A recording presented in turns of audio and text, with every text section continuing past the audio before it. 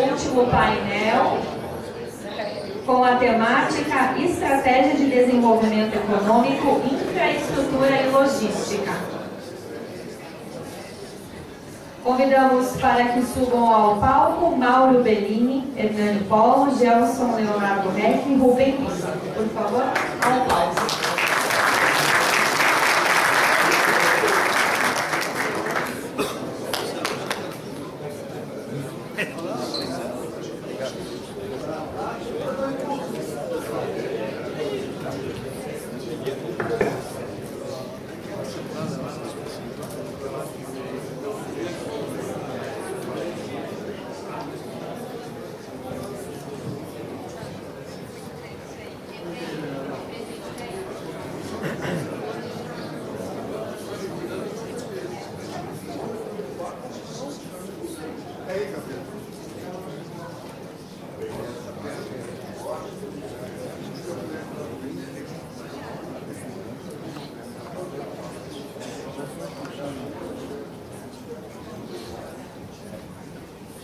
Bom dia a todos, bem-vindos ao nosso evento. Queria iniciar parabenizando o Transforma RS e a CLP pela organização desse evento, cumprimentar as autoridades aqui que já foram nominadas pela presença, uma presença importante de vários políticos aqui, secretários, prefeitos, e cumprimentar os nossos palestrantes aqui, Gelson Reck, reitor da universidade, Mauro Bellini, vice-presidente do Transforma RS e também do Comitê de Estratégia e Inovação da Marco Polo, Hernani Polo, Marco Polo, Hernani Polo, parente do Marco. Hernani Polo, nosso secretário de Desenvolvimento. A nossa dinâmica aqui era para cada um ter 10 minutos aqui, para depois ter algumas perguntas, mas eu vou falar um pouquinho menos, para dar mais tempo para eles. Eu queria falar sobre competitividade e o que é competitividade dentro de nossas empresas. Como nós tratamos as empresas, sejam industriais, comerciais, nós sempre vamos olhar na questão de como produzir mais com menos. Qual é o ciclo de produção, ter menos estoque, ter um ciclo mais curto, ter uma eficiência, ter logística, ter um produto de qualidade, ter um bom marketing, ter toda a infraestrutura necessária para produzir um produto competitivo. Competitivo não é só custo, competitivo também é um design atraente, é uma atratividade do produto que se faz. Nós temos aqui na nossa região multicoloniais, que eu chamo, que exportam para mais de 120, 140 países, Tramontina, Randon, Marco Polo, e eles conseguiram fazer isso graças à competitividade. É produzir produtos de qualidade e que tenham um preço adaptado a cada um dos seus mercados. A pergunta que eu faço é o que o Estado faz. O Estado, quando eu falo Estado, é a Câmara de Vereadores, é os prefeitos, é o governo do Estado, é a Câmara Legislativa, para falar em competitividade. O que é ser competitivo no poder público? Quais são os indicadores? Quais são os planejamentos para serem competitivos? Nós temos municípios que concorrem com outros. Isso chama-se competitividade. Nós temos estados concorrendo com outros, nós temos países concorrendo com outros. Então, quando está na pauta do gestor, do administrador, que ele olha o índice competitividade, com certeza ele vai ter um estado mais enxuto, menos burocrático, digitalizado, com menos secretarias, com menos ministérios, ser ágil na informação, ágil na liberação. Isso é ser um Estado competitivo. Então, hoje, competitividade, eu queria estender a competitividade também do poder público. Eu acho importante essa reflexão, e poder público ser competitivo tem que ter planejamento de longo prazo, tem que ter continuidade. E, infelizmente, o nosso país, o nosso Estado ou alguns municípios, a alternância de poder ela joga uma hora para um assistencialismo exagerado, por outra hora uma desburocratização e uma privatização, ora privatiza, ora desprivatiza, e isso é que faz o Brasil ficar tão inerte e não ir para frente. Eu queria colocar também que dentro das nossas empresas a gente faz mapas de planejamento estratégico, olhando a competitividade do nosso produto comparativamente com outros mercados. E também se analisa a atratividade daquele mercado. Né? Então, quando se exporta olhando a atratividade. O quanto eu chego competitivo lá, somando o frete, questões cambiais, o meu design de produto, quem eu vou encontrar lá como competidor. E isso, então, é que faz com que as empresas tenham sucesso quando conseguem fazer esse mapa de competitividade de produto versus a atratividade daquele mercado. Quando se faz internacionalização, o Daniel Randon sabe bem, o Tramontina está iniciando lá na Índia, né? Se faz um questionamento por que eu vou naquele país ou naquele mercado. Então, quando se faz um mapa de competitividade versus atratividade, se une os dois e se decide as priorizações de que país eu vou. E quando se vai para algum país, se faz uma série de perguntas. A nossa volta tem 40 perguntas para ir para um país. Tem infraestrutura? Tem mão de obra? Como são os sindicatos? Qual é o ativismo das leis trabalhistas? Qual é a segurança jurídica daquele mercado? Como é a questão de incentivos fiscais? Tem uma série de perguntas. Como é a mão de obra? Como é a questão da segurança pública? Então, todas essas perguntas são feitas para decidir se eu vou no país A ou B, ou na cidade A ou B. Se nós fizermos nos nossos municípios essas 40 perguntas, quais as empresas que nós traríamos para Caxias ou para a região? Quais as empresas que nós traríamos para o estado do Rio Grande do Sul? E essas perguntas que o investidor lá fora faz para vir para o Brasil, ou para o nosso estado, ou para a nossa região, ele vai fazer uma dessas 40 perguntas. Né? Tem logística, tem porto próximo, tem vias duplicadas, tem mão de obra disponível, como é que é o ativismo judiciário, como é que são os sindicatos, e assim por diante. Tem universidades que formam mão de obra. Então, gente, produtividade, competitividade e atratividade são três palavras que estão muito interligadas entre empresas e governo. Então, governo, eu falo governo em todo o sentido de governo. Eu vou só dar um caso aqui que eu gostaria de... cada evento que a gente vai, a quantidade de vezes que se repete as pessoas que estão no evento, isso é competitividade. Uma vez nós fomos homenageados na Assembleia Legislativa e 9 deputados falaram, cada um tinha 2 minutos para falar sobre a Marco Polo. Dos 2 minutos, 1 minuto e 45, cada deputado gastou para nominar quem estava. Presidente da Assembleia Legislativa, eu queria saudar aqui o deputado tal, queria saudar aqui o deputado tal, quando é que eles vão agradecer nós aqui, quando é que eles vão saudar nós?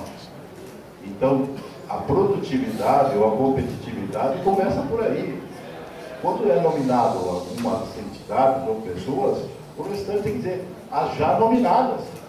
E nós perdemos tempo e inteligência falando dos nomes das pessoas que estão aqui. Se foi feito no início, para que repetir 32 vezes? Isso é competitividade. Então, aquelas cabeças que foram eleitas para estarem lá, para fazer leis e discutir problemas, ficam perdendo, no mínimo, 30% do seu tempo nominando as partes que estão na sessão. Imagina nas empresas, numa reunião de diretores, cada diretor diz assim, eu queria saudar aqui o nosso diretor de engenharia, saudar aqui o nosso diretor comercial, aqui, eu queria saudar aqui também o nosso diretor, aí o CEO entra, eu queria saudar todos os meus diretores que já foram nominados, mas em especial ao diretor de engenharia, Pessoal, eu sei que existem protocolos que têm que ser seguidos, mas também isso é competitividade. Então, sem mais delongas, eu queria já passar a palavra para os meus entrevistados aqui, e depois, se eu tiver a oportunidade de falar mais. Professor Gelson Reck, da nossa universidade, uma universidade aqui comunitária, que faz um trabalho esplendoroso aqui, com várias acreditações, né? E várias conexões com outras universidades, fazendo aí bastante projetos para a nossa cidade. E só queria fazer uma ressalva. Uma vez eu queria saber como é que estava a formação de engenheiros. Eu liguei para o assessor do Gelson, digo, me escuta, me dá aí nos últimos anos como é que foram as formações aí de profissionais. 11 mil advogados, 9 mil administradores e 4.500 engenheiros. Sendo que desses 4.500 engenheiros tem engenheiro ambiental, engenheiro civil, engenheiro mecânico, engenheiro de produção, engenheiro. Como vamos industrializar o nosso país tendo tão poucos engenheiros sendo formados numa região extremamente industrial? Só uma reflexão. Por favor, professor Gelson.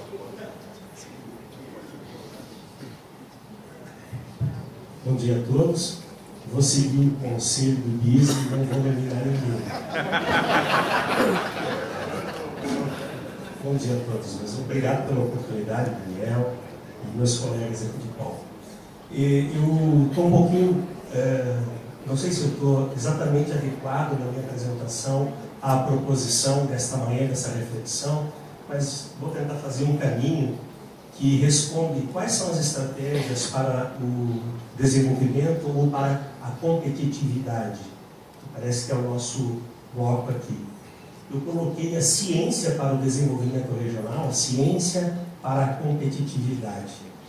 É bem interessante, vai ser um ponto de partida meu, é a ciência, é o meu mundo, é a minha visão, é o ponto do qual eu parto. Nós temos um mapa do Brasil e está bastante azulado, ou seja, aquelas bolinhas representam, uma em cima das outras já, representam as universidades e as faculdades. Nós temos 2.580 instituições de educação superior no Brasil. Dessas, 87,8% são privadas e 12% são públicas. A primeira informação que nós temos é que nós deixamos a educação superior para a iniciativa privada. A educação básica, nós fazemos exatamente o contrário. 80% está na iniciativa pública. O detalhe é que nós temos só 205 universidades no Brasil. O resto são centros universitários, faculdades isoladas, institutos federais. E aí nós não temos, basicamente, os centros universitários para baixo, nós não temos a pesquisa. A pesquisa é própria das universidades. Se a gente começar a tirar, eu não fiz o exercício aqui, de tirar essas marcações azuis, nós teríamos um outro mapa do Brasil concentrado no Sudeste, alguma coisa no Rio Grande do Sul, na região sul do Brasil. Uma outra coisa importante, esse mapa, a gente poderia fazer deduções aqui, é o investimento público do PIB para pesquisa. O nosso país investe 1,15% do PIB para pesquisa. Os Estados Unidos, 3,5%, por exemplo, para pesquisa. Coreia, 4,5% do PIB para a pesquisa. Então, é uma outra conclusão. Vamos olhar isso aqui. Esse é um mapa, falando de competitividade, a partir da perspectiva da ciência e do ensino superior, onde nós podemos ter mão de obra qualificada, obviamente, nós vamos observar aqui percentual da população de 25 a 64 anos com educação superior completa. Nós estamos ali, somos o terceiro verde, 22% da população. As nossas metas eram que tivéssemos bem mais. Vamos observar aqui o Canadá, 63%. Isso tem a ver com competitividade? Tem a ver com competitividade. Mas nós Se observarmos, a Itália também está com um grande problema. Isso não é um problema só nosso, mas é um problema de decisão governamental, é de uma questão política. E se nós formos olhar o Rio Grande do Sul, nós estamos com 18,5. Nesse quadro aqui, o Rio Grande do Sul perde ainda. Mas se formos olhar o Rio Grande do Sul sob a perspectiva, onde estão hoje os alunos? No Brasil nós temos 10 milhões de estudantes nesse momento fazendo ensino superior. Se nós formos olhar os 600 mil alunos, arredondando os números, do Rio Grande do Sul que estão no ensino superior, pasmem, 55% estão na educação à distância, dos 600 mil alunos do nosso estado. E 50% de todos os alunos do Rio Grande do Sul não estão em instituições de ensino superior gaúchas. É uma questão de competitividade, de deixar recursos no nosso estado. Bom, vou falar um pouquinho da nossa universidade. Eu estou aqui também como vice-presidente do consórcio das universidades comunitárias do Rio Grande do Sul. Sou vice-presidente do MOB, Castiglione, e nós falamos da tríplice hélice, a importância do desenvolvimento do setor privado, do setor público e das academias, que nós representamos essa outra hélice importante. Nós falamos das universidades comunitárias, e no Rio Grande do Sul é um caso à parte, são 14 universidades comunitárias, e aqui então nós falamos daquelas 205 universidades do Brasil, 80 no Brasil são comunitárias, privadas, sem fins lucrativos, e são as que mais desenvolvem pesquisa no Brasil, ao lado de algumas poucas federais. Diga-se, importante, o país investe sim nas universidades federais, são importantes, são muito boas, mas aí também nós fazemos a repetição dos nomes, gastamos bastante. Uma universidade privada, sem fins lucrativos ou com fins lucrativos, ela tem, uma pública tem 3 vezes mais o custo da formação de um aluno do que uma comunitária, uma privada tem. Quase 3, 2,7 vezes. Então também isso tem a ver com competitividade, com decisões políticas. Mas aqui eu puxo a brasa para o nosso assado, que nós ficamos entre as universidades comunitárias e privadas em depósito de patentes, ficamos ao lado do IHR, que ficou na 8ª posição entre as instituições não de ensino, né? Aqui nós falamos só das de ensino, e o IHR está conosco. Segunda, em inovação entre as universidades comunitárias, mas não para falar da Universidade do Rio Grande do Sul aqui só, é que hoje nós tivemos a notícia, foi falado há pouco, que o Rio Grande do Sul ficou de novo na 5ª posição em inovação. Rio Grande do Sul. Desculpe. Primeiro em inovação, perfeito. Nós tínhamos os 5 estados, São Paulo, Rio de Janeiro, Paraná, Santa Catarina, Rio Grande do Sul. Que bom! Como é que a gente chega em primeiro lugar em inovação? De novo, na perspectiva da ciência, com as universidades comunitárias. E eu vou mostrar um mapa interessante aqui. Nós temos essa agenda também importante. Perdão, aqui está indo para frente, às vezes para trás, eu estou contando errado. Bom, nós temos essa agenda aqui do Invest RS. Como é que nós estamos indo para uma posição de inovação tão destacada por conta das universidades que têm seus parques e focam na inovação? Ok? Agora vamos para frente. Como é que nós vamos para frente? Com as decisões do Estado, Paulo, muito importantes, criando o programa Professor do Amanhã, do qual nós conseguimos, o governador criou, que está chegando aqui. Devemos acolhê-lo, com certeza. Bom dia,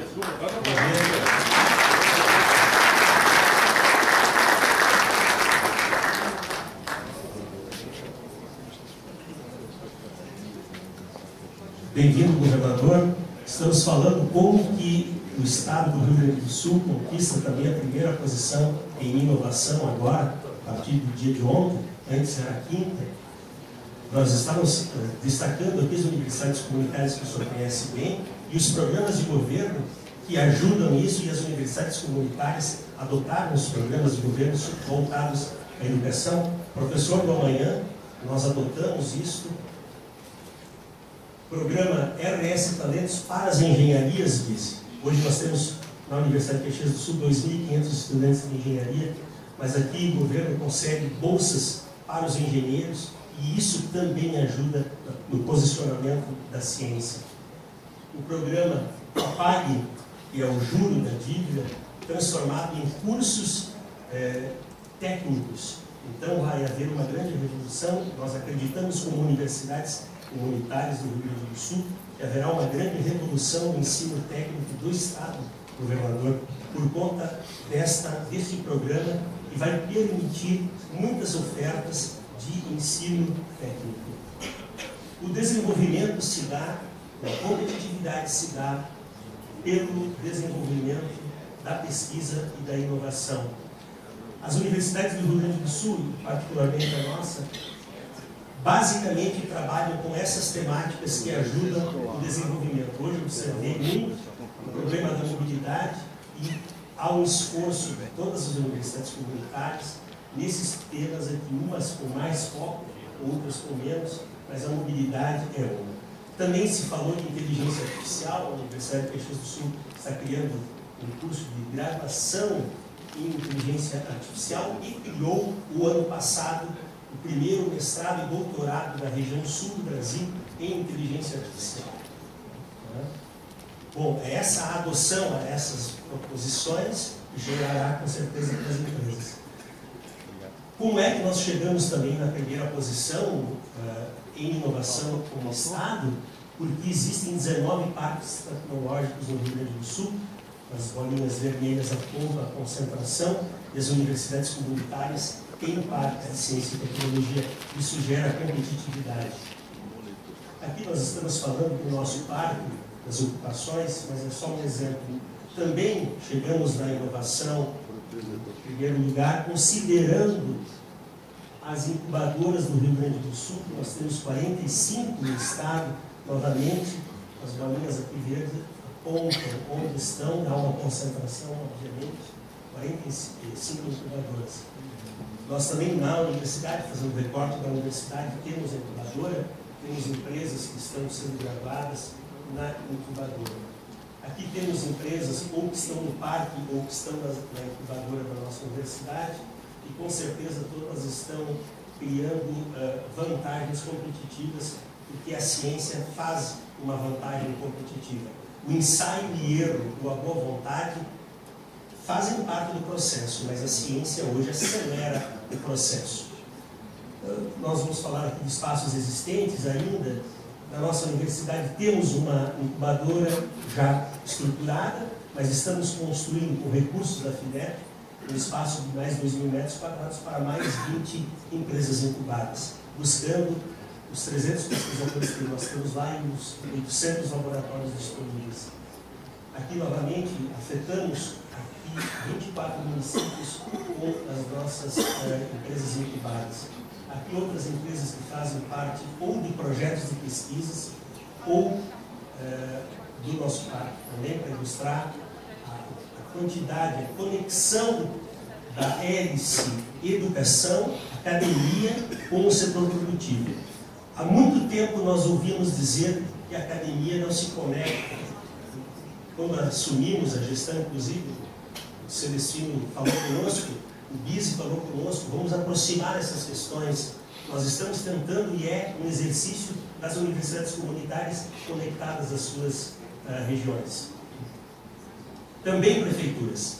E eu vou querer ir direto ao ponto para não me exceder aqui. Nós também temos serviços tecnológicos prestados nas nossas instituições comunitárias do Estado. Aqui, só esse ano, a nossa universidade, 157.000 análises realizadas, 25.000 amostras processadas. Eu vou direto a um case para não cansá-los. Nós temos 15 empresas trabalhando com projetos de desenvolvimento de materiais no nosso, na nossa área de Lux Grafim, que trabalha com grafeno. Nós temos aqui o caso de uma empresa que trabalha com energia E a questão da matriz energética foi trazida aqui, as universidades estão trabalhando, o recurso da FINEP também. O outro case importante foi com a própria fase de desenvolvimento de material para a frenagem de trens. Nós temos aqui parcerias com várias cidades para o plano de conservação da mata, plano diretor, plano de desenvolvimento e mobilidade, com as melhores técnicas de análise dos ambientes, visando a sustentabilidade, mas o desenvolvimento. E aqui eu queria ficar só nesse projeto aqui. Por quê? Porque ele envolve, né, Boniati, aqui o secretário, o prefeito de Caxias, aqui que também adotou, junto com a Prefeitura de São Marcos, Prefeitura de Flores da Cunha, Bom Jesus e Serafina Corrêa. Nós começamos com 32 municípios um grande projeto do resíduo urbano. Nós produzimos 1 quilo de resíduo por pessoa na região, ou seja, 1 milhão e 300 mil, mais de 1 milhão de resíduos urbanos por dia. E o destino disso. Outra pergunta das 40 que podia ser feita, como é que se processa o resíduo na cidade? Aqui há uma proposta que já foi trabalhada com 32 municípios, a primeira fase laboratorial deu certo, a FEBAM aprovou, nós estamos indo para a segunda parte da nossa pesquisa, ficaram somente 5 municípios, por vários motivos, talvez até de entendimento, e agora nós estamos em vias de implantar um equipamento, e aqui precisaríamos da iniciativa privada, já falamos com o Cabernon, falamos com o secretário, para o desenvolvimento do equipamento. Por um processo térmico, nós geramos energia, temos uma rota aqui, vamos direto ao ponto, essa é a estrutura, geramos o char, que é o resultado do carbono, um óleo específico, hidrogênio, e eliminamos praticamente o resíduo, transformando em produto de valor agregado. Esta licença prévia nós já temos, estamos em via aqui com a secretária Marjorie, finalizando agora a segunda etapa. Precisamos implantar esse equipamento, que uma vez implantado servirá para todos os municípios que quiserem. Poderemos licenciar esse equipamento, e é uma forma de dizer que sim, a competitividade vem pela ciência, pela pesquisa. Muito obrigado.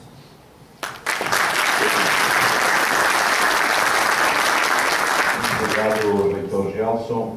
Já passo a palavra de imediato, então, ao Mauro Bellini. E lembrando, para sermos breves, que também temos a palavra do governador, aí temos o almoço aí que também está agendado. Vamos lá. Obrigado, Bise. Bom dia a todos. Gostaria de começar saudando o governador Eduardo Leite e já compartilhar com ele, ele chegou depois, que o Rubem Bise proibiu a gente de saudar os demais. Pessoalmente, a saudação para o governador. Né?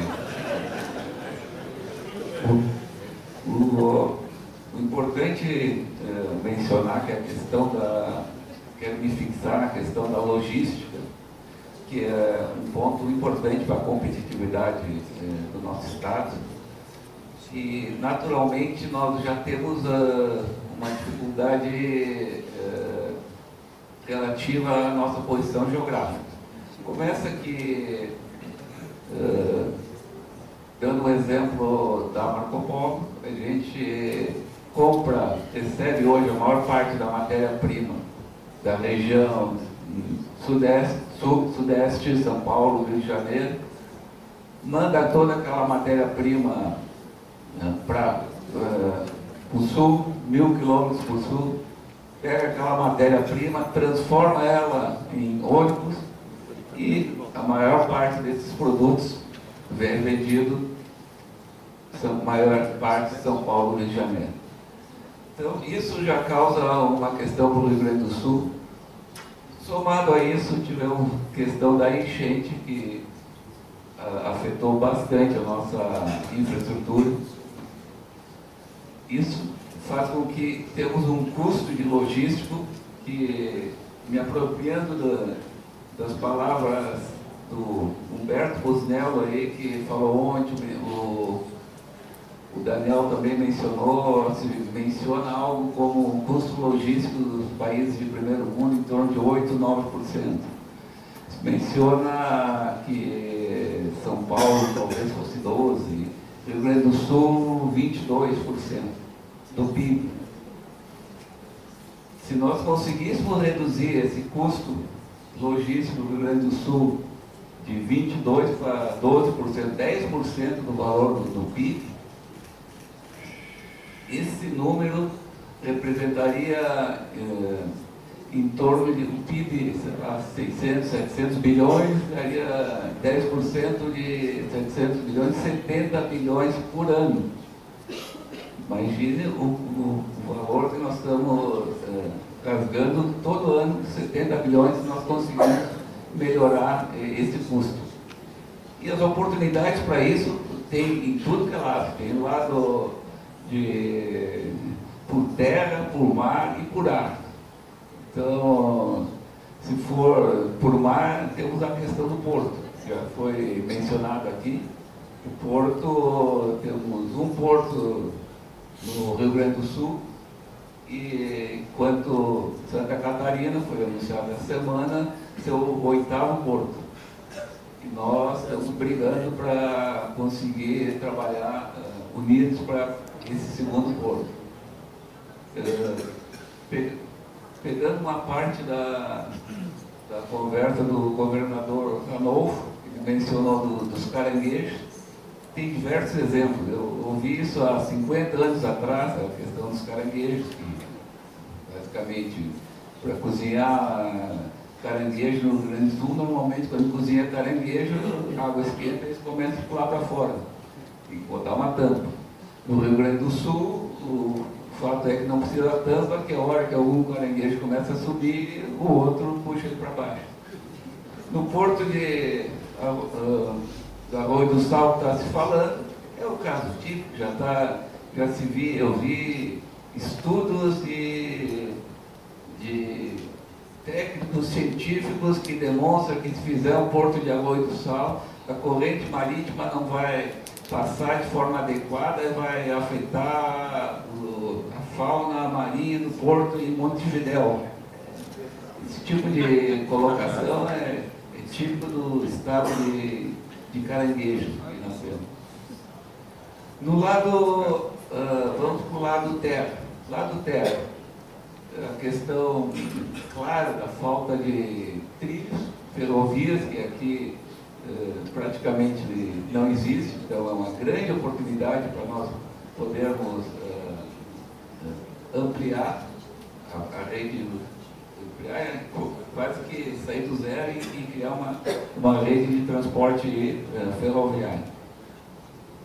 Rodovias é outro grande ponto, já foi mencionado, nós temos as rodovias do bloco 1, aqui da série, que está funcionando bem, já com alguns pontos de modernidade, e há algum tempo já se falava. Eu cito, por exemplo, a questão do free flow, a questão de poder parar, não precisar parar para poder passar no pedágio, é uma grande oportunidade de melhoria. E aí, quando começa a se falar em outras rodovias, se fala até colocar o free flow, que coloca uma possibilidade de fazer um pedágio de cobrança mais justa. Então, como não precisa estrutura, um free flow, tu pode botar 10 free flow em vez de uma praça fixa de pedágio.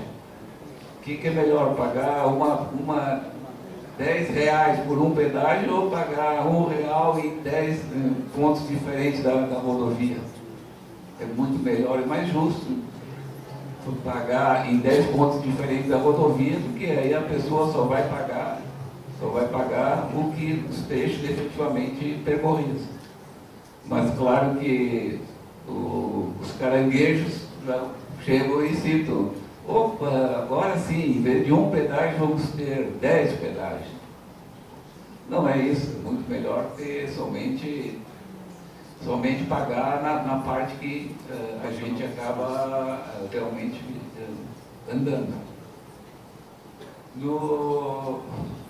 Na questão de ar, nós temos a questão dos aeroportos. Aí o aeroporto foi também mencionado, aí eu tenho uma observação para fazer para o governador Lanovo, que ele, na questão do aeroporto, ele mencionou que muitas vezes, cada 15 dias, tem que ir até o aeroporto de Florianópolis de carro em função de horário de voo. Meu comentário aqui, governador, podemos ir ao aeroporto de Florianópolis de ônibus, daí, que é muito mais confortável aí que de carro, tranquilo, e vai poder ir trabalhando com internet a bordo, mas enfim, o importante é que a gente tenha aeroportos alternativos no Rio Grande do Sul. Então não precisa ser 30 aeroportos, mas tem alguns chaves que são importantes que a gente trabalhe e realmente tenha eles efetivo. Como faz para conseguir tudo isso?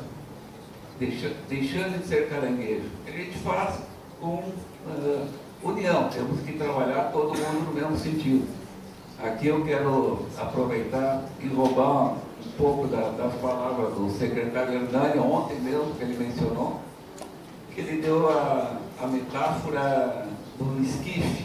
Eu até tive que pesquisar na hora o que é esquife, que ele quis dizer, que é aquele barquinho de competição, embarcação de competição, onde às vezes tem 8 remadores trabalhando ao mesmo tempo, e não adianta ter todos os remadores bem preparados, com boa performance, se não tiver harmonia entre eles e não trabalhar de forma harmoniosa e conjunta, senão um vai atrapalhar o outro.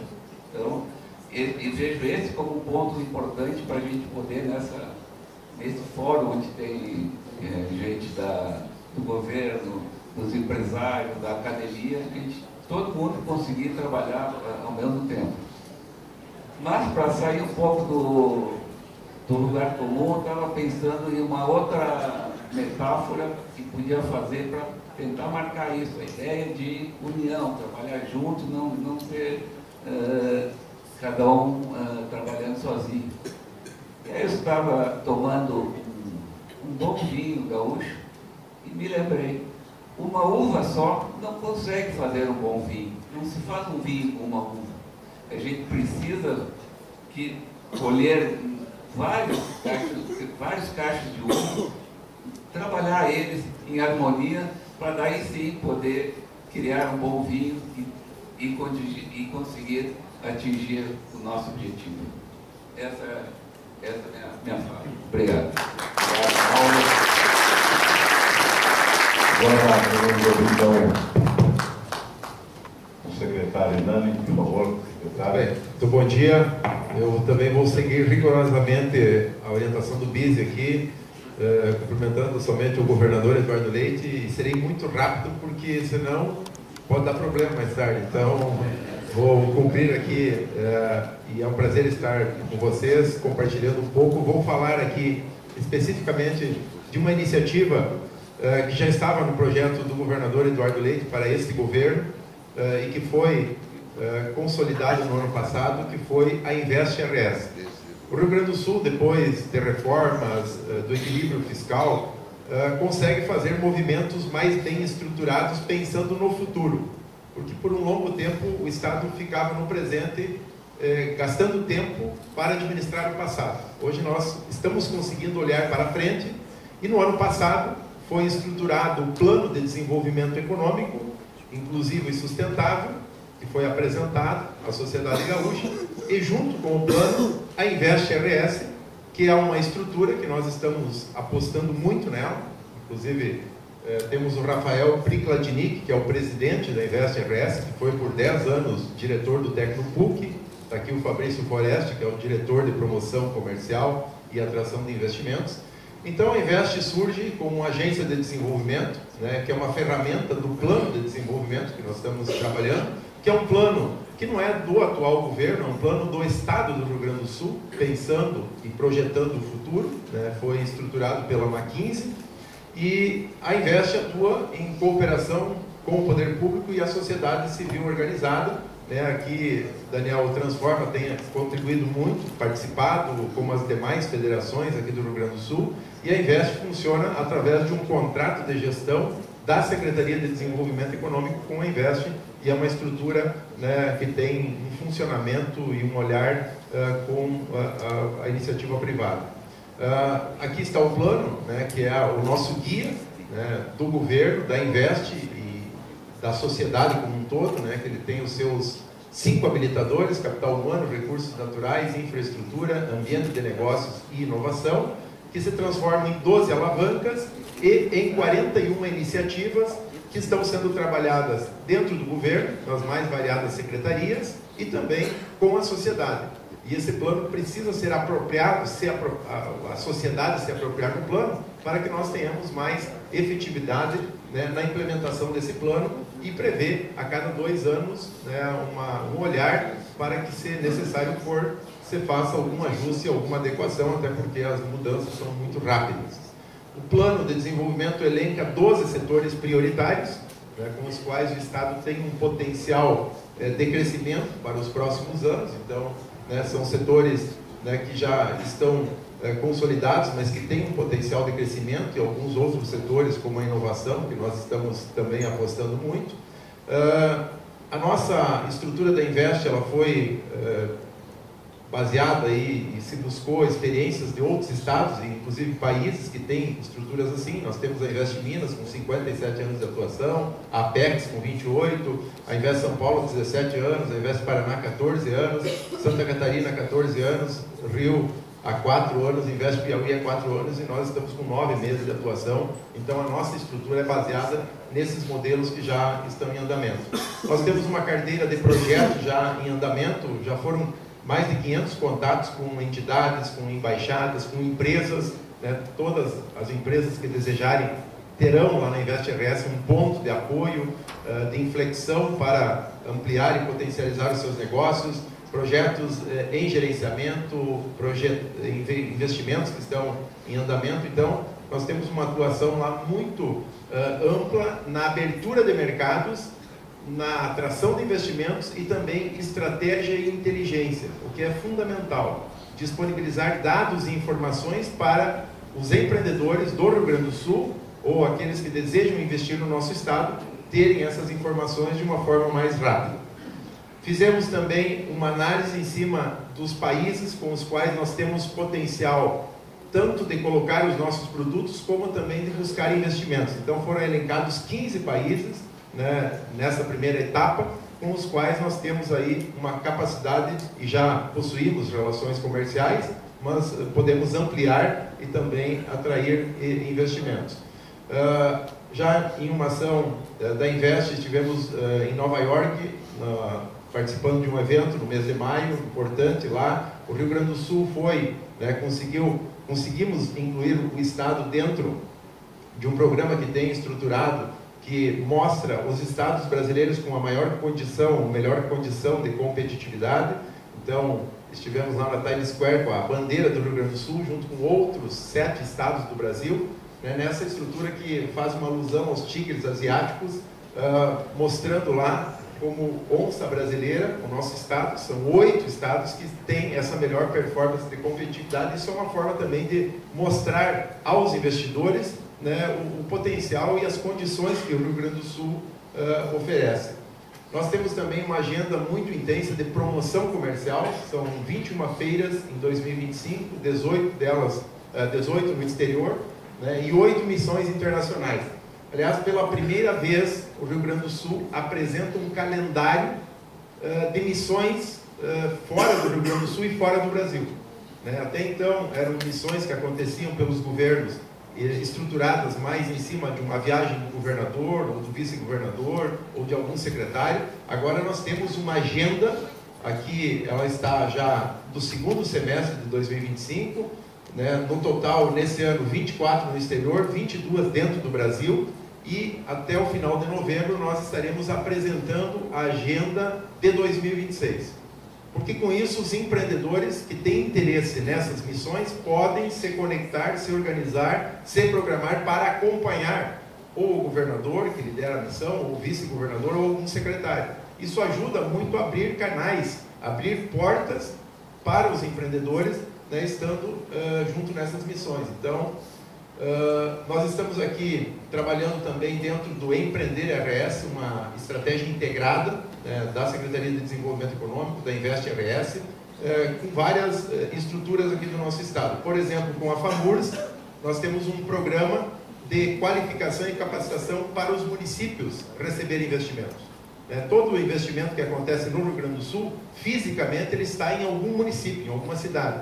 Então, com a FAMURS, nós estamos trabalhando, com a DVB, que o Fabrício por muitos anos esteve lá, também qualificando, capacitando empresas que desejam exportar os seus produtos. Então, é um trabalho junto com a DVB que estamos fazendo, com a Fiergs, conexão com a indústria aqui do Rio Grande do Sul, o adensamento das cadeias produtivas, para fazer com que esses investimentos, governador, e essa é uma orientação sua, que estão acontecendo no Rio Grande do Sul, se utilizem fornecedores locais. Então, a gente pega os grandes investimentos, CMPC, Scala Data Centers e outros, vê a necessidade, chama os empresários, os industriais do Rio Grande do Sul, para que eles possam produzir produtos necessários para esses investimentos. Então, esse é um trabalho que estamos fazendo com a Fiergs. RS em dados, aí, Busnello, é um painel de dados super importante. O Bisi falou que a Marco Polo tem um checklist de 40 perguntas para decidir para onde vai fazer o investimento. Esse painel do RS em dados, ele tem 150 indicadores do Rio Grande do Sul. 150.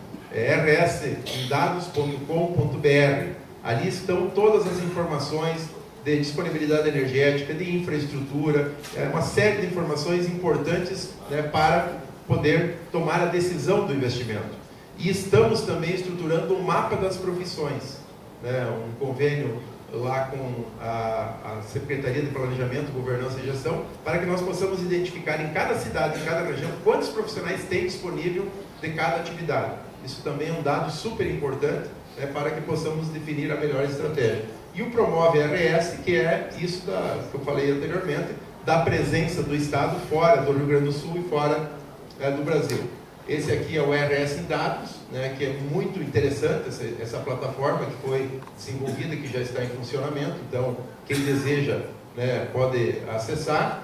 Nós temos alguns termos de cooperação da Invest RS, com várias empresas, né, que estão prospectando possibilidades e também entidades aqui do Estado. Então, a Invest RS ela é aberta, né, para conexões com todo o setor privado, com todo o setor empresarial. Essa é a missão principal da Invest RS, apostando muito, né, em um novo eixo econômico aqui na área de inovação, tecnologia, de data centers. E por que o Rio Grande do Sul se posiciona e está conseguindo atrair investimentos? Especialmente pela infraestrutura de linhas de transmissão que estão aqui no nosso estado com disponibilidade energética. Data centers têm um alto consumo de energia elétrica e quem utiliza os data centers, as grandes big techs, exigem energia renovável. Então, o Estado hoje tem uma capacidade de produção de energia renovável, né, e aí um trabalho junto também com a Secretaria do Meio Ambiente, de potencializar, ampliar hidrogênio verde e as linhas de transmissão que nos posicionam num cenário muito estratégico de instalação de data centers. Veja que o resto do Brasil não tem essa infraestrutura e vários lugares do mundo também que poderiam receber esses investimentos também não têm redes de transmissão prontas. E isso leva algum tempo, por isso que o Rio Grande do Sul precisa aproveitar esse momento. Eu quero fazer aqui um registro. O governador Eduardo Leite tem feito um grande trabalho na atração da escala data centers. Foi decisiva a participação do governador, porque nós disputamos com outros estados do Brasil, inclusive com outros países, e conseguimos trazer para cá. Essa é uma área de 1000 hectares que a escala adquiriu em Eldorado do Sul, há um mês antes de começar a enchente. Então foi uma angústia, naquele momento dramático, salvando pessoas, enfim, com toda aquela loucura, e nós olhando a área que a Escala tinha adquirido, porque a inundação dessa área poderia comprometer todo o projeto, e felizmente ela ficou preservada e o projeto está andando, né? Esse projeto é focado em processar inteligência artificial e armazenar dados de inteligência artificial. Então, é um complexo de 700 hectares, é 1.000 a área total, mas 700 hectares de máquinas que estarão lá processando, e esse complexo tem o consumo de energia elétrica do estado do Rio de Janeiro, né? Então, claro que para chegar até lá, nós temos que o marco legal do uso da inteligência artificial no Brasil, que é um outro trabalho que o governador vem liderando, o governador Eduardo Leite com outros governadores em nível nacional. Então, estamos avançando com uma expectativa, né? Vamos nos tornar um novo Vale do Silício, e aqui nós vamos reter talentos formados nas universidades aqui, Gelson, que hoje muitos deles vão embora, para a gente ficar aqui no Rio Grande do Sul com uma mão de obra mais qualificada, com mais valor agregado. Então é muito interessante, né? Que eu vou passar rápido. Abrimos em São Paulo, também essa era uma estratégia já da Invest, de ter em São Paulo um escritório, que é o principal centro econômico do país, né? Alguém lá, o vice-presidente Eduardo Loreia, está lá com um olhar, com o radar ligado. Muitas coisas, missões, fundos de investimentos vêm até o Brasil, em São Paulo, e voltam. Então a presença do Rio Grande do Sul lá é estratégica, e essa estrutura que está lá em São Paulo pode ser utilizada por qualquer empresa, né, que não tem eventualmente sede lá e queira fazer alguma reunião. Municípios, prefeitos que estão aqui já tem agenda de alguns municípios apresentando o seu potencial para investidores, e uma agenda. Já tivemos o lançamento da Expo Inter há poucos dias atrás, sobre energia elétrica. Agora no dia 22 de agosto, o governador esteve lá mostrando, né, o plano do Estado de economia de baixo carbono, energias renováveis, hidrogênio verde, biocombustíveis. 12 de setembro, um evento lá na Invest São Paulo com a CNI, com a Fierg, sobre indústria 4.0.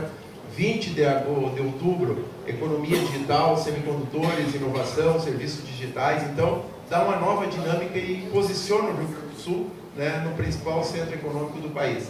E eu fecho aqui. Eu sei que nós naturalmente devemos olhar, observar